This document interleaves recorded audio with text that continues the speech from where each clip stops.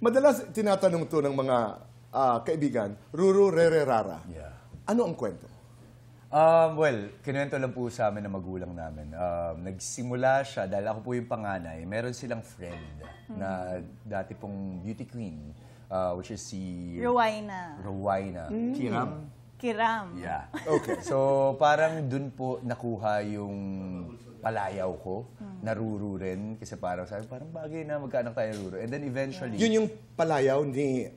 Rowena. Yes. And you know what's funny, Tito Boy? Okay. Si Kai, yung mom niya and dad niya, family friend sila Rowena. Oh! Yes. Si Kai... Wait. Si mom at dad mo? Joke lang. Yung napangasawa po ni Ruru, ni Rowena. Tita ba natin yun? Oo. Tita Rowena. Small word. Yung napangasawa po niya is teammate po ng dad ni Kai. Okay. Grabe, small world. Small world. Is Kai related to the Sotos? No. Iba sila, no? Iba po. Okay, kasi yun din ang tanong. Yeah. Oo. Alam mo ba na nililigawan noon ni Kai si Rere? Hindi. Hindi mo alam? Na-surprise na lang ako, sila na. At kung nalaman mo yun, ano ang sasabihin mo?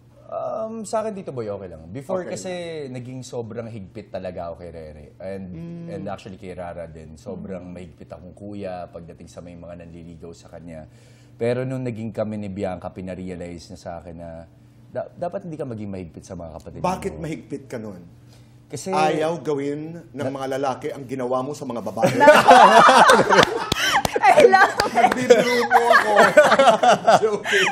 Pero, syempre, Kuya eh, natatakot, di ba? Parang syempre, ayokong masaktan yung kapatid ko, ayokong, Nagbait-baitan ako. Tama.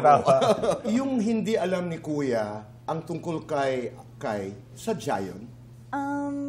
No. Pero yung time kasi na naging kami ni Kai, Tito Boy, sobrang busy ni Kuya. Okay.